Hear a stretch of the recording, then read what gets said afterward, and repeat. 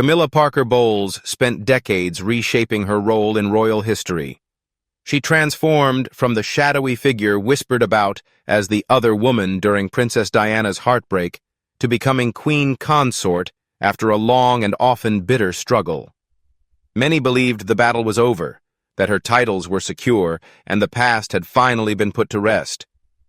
But recent events have shattered that illusion, publicly, irrevocably, and perhaps beyond repair. Behind the palace walls, something monumental has taken place. According to insiders, Prince William has made a surprising move, one that many had quietly hoped for. Camilla has been quietly pushed out, not with drama or headlines, but through a calculated, cold, and systematic effort that has left Buckingham Palace stunned. So how did Camilla handle it? Royal aides describe it as her lowest point since Diana's explosive 1995 interview. This isn't just a family spat, it's a battle over power, legacy, and the true ownership of the monarchy.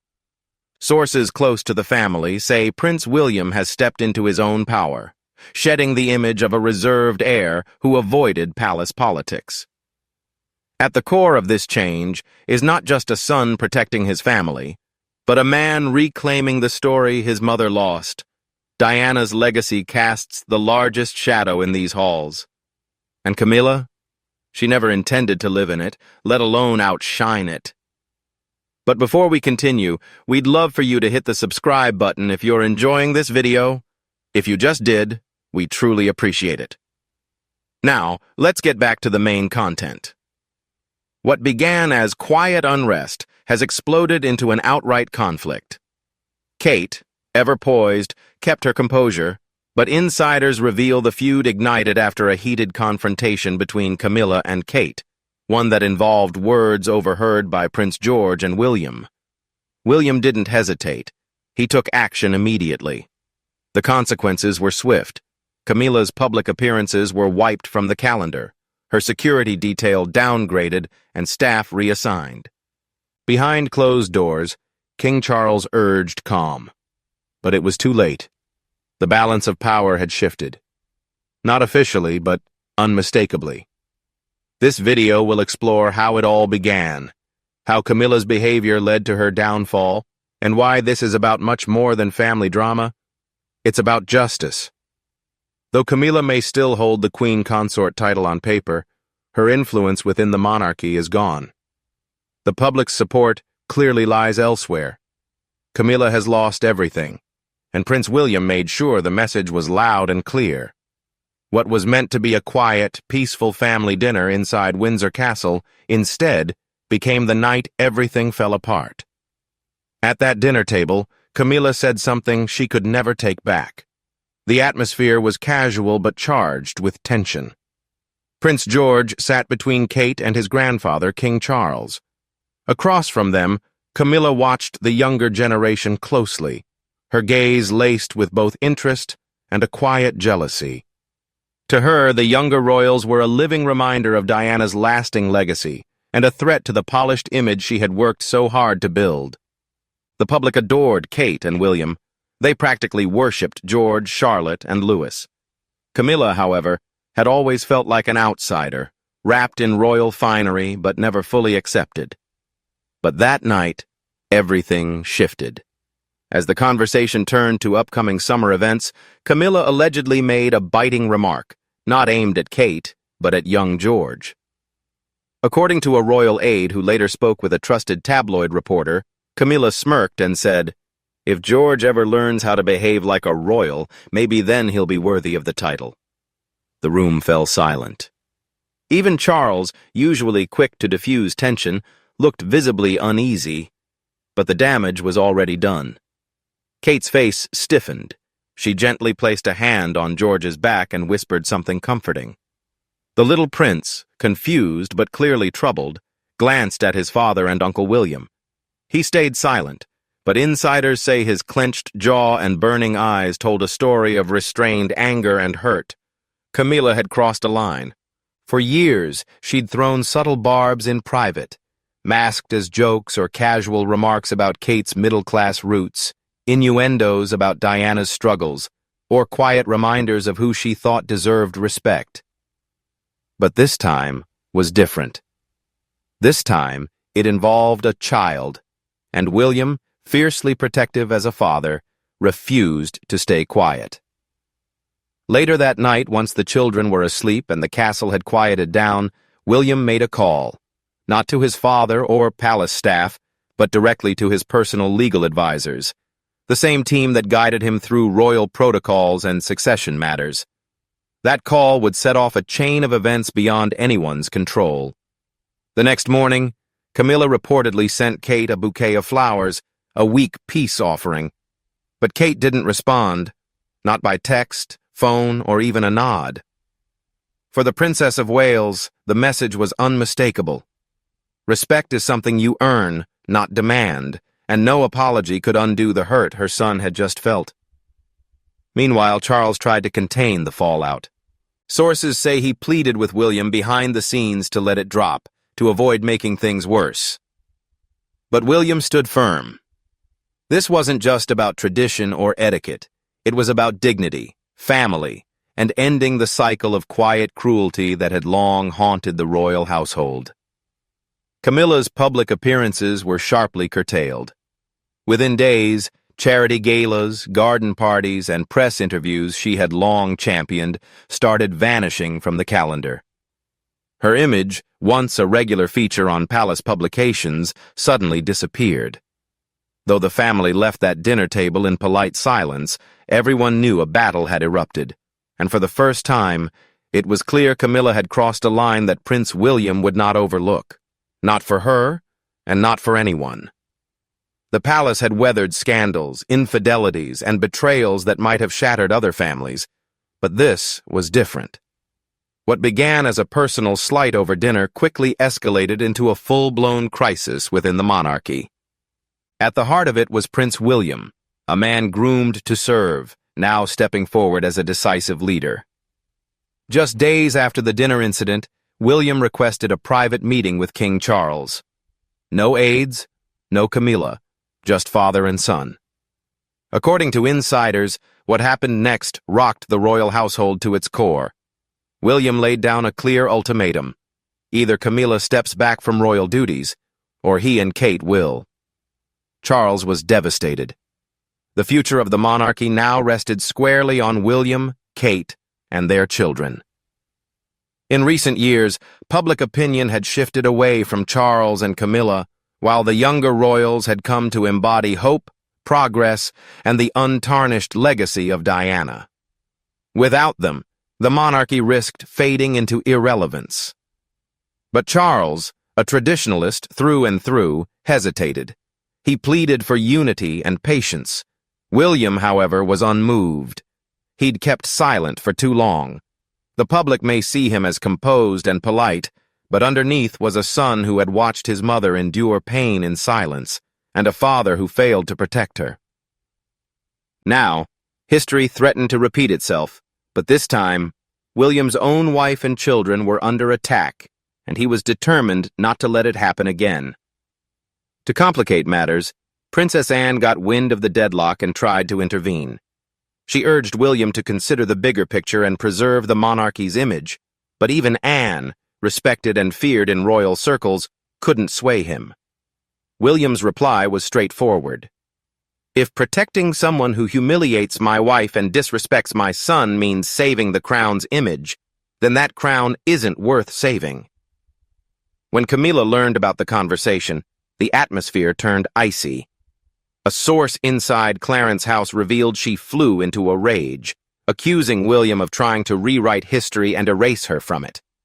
But William wasn't rewriting history. He was correcting a mistake that should never have been allowed in the first place. Behind closed doors, Charles began working with royal advisors to craft what would be presented to the public as a smooth transition of duties. But insiders saw the reality. This was a quiet, strategic demotion. Camilla would no longer hold the prominent role she had long sought. The woman who spent decades proving herself worthy of the queen consort title was about to lose her influence.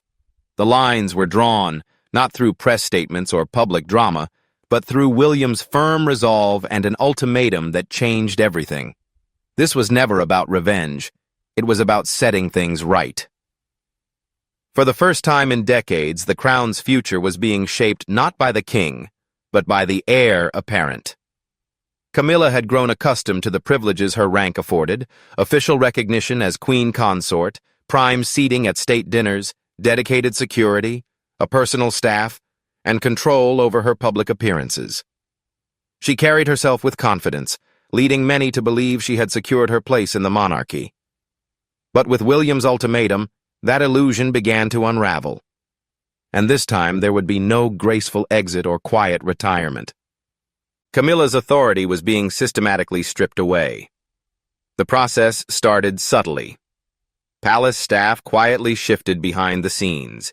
Senior aides who once worked exclusively for Camilla were reassigned, some to Princess Anne, others directly to Kate.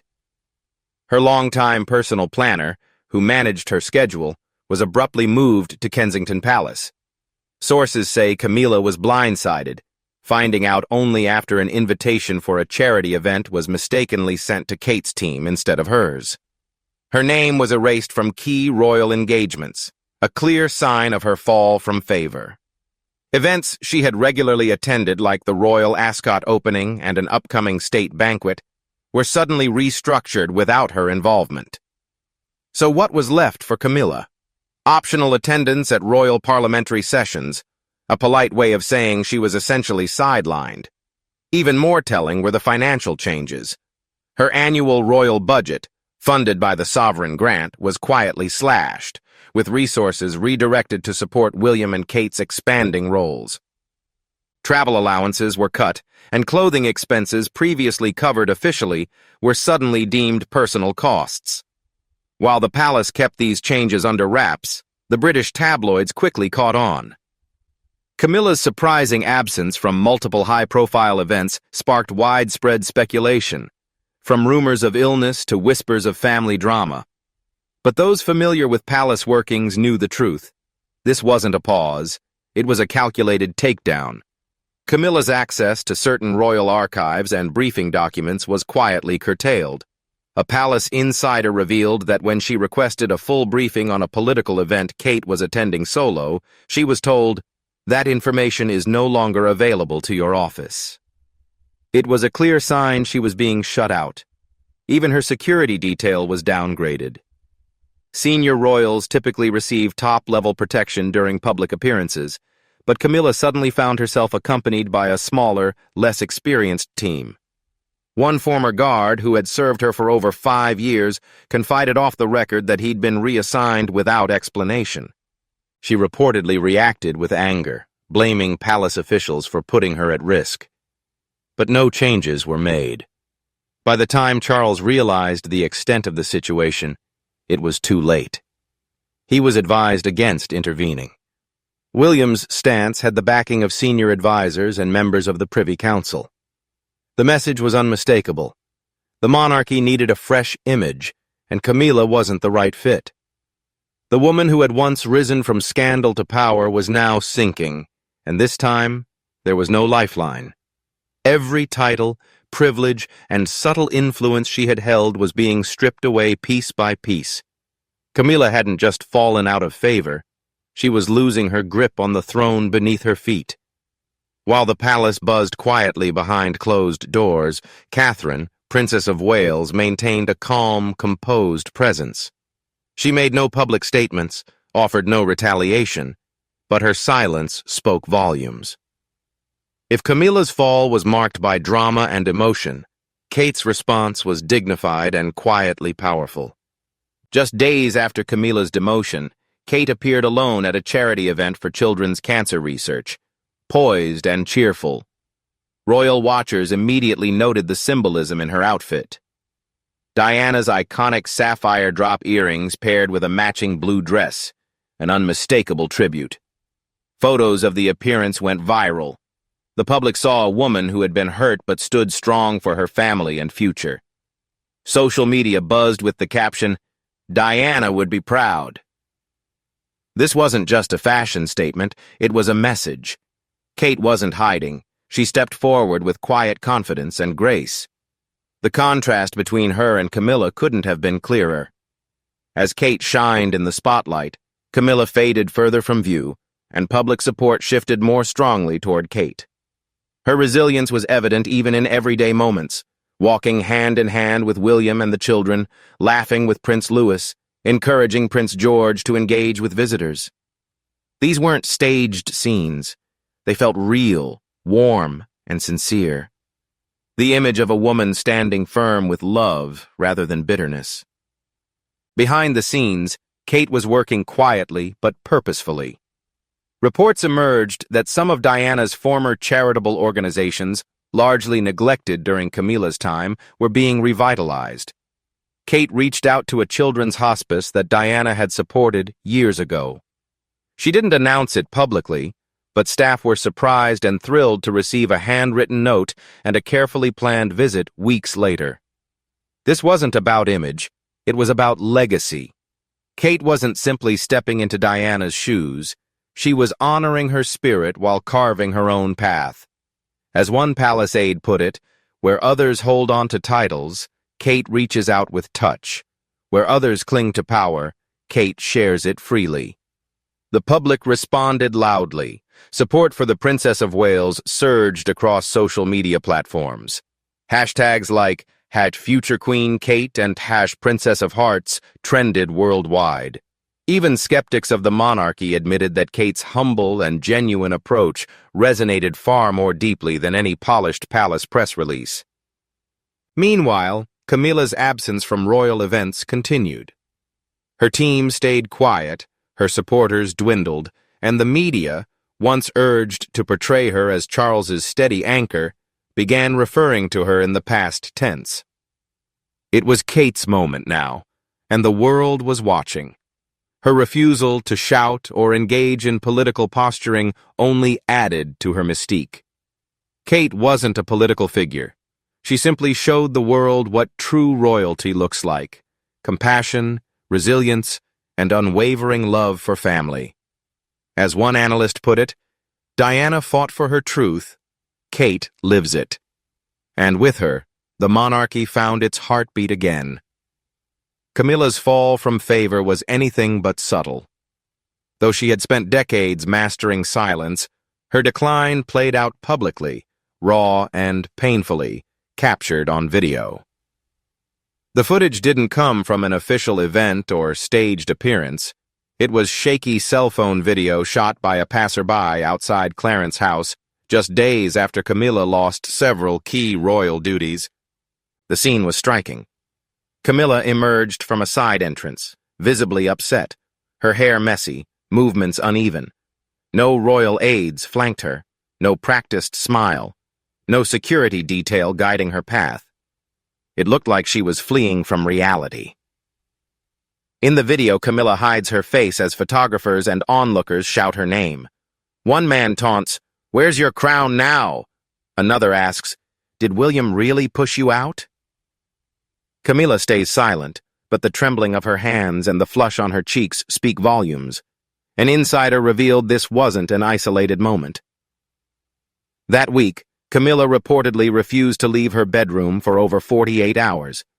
When she finally surfaced for a private lunch with Charles, she allegedly broke down, smashing her glass on the table and accusing the family of betrayal.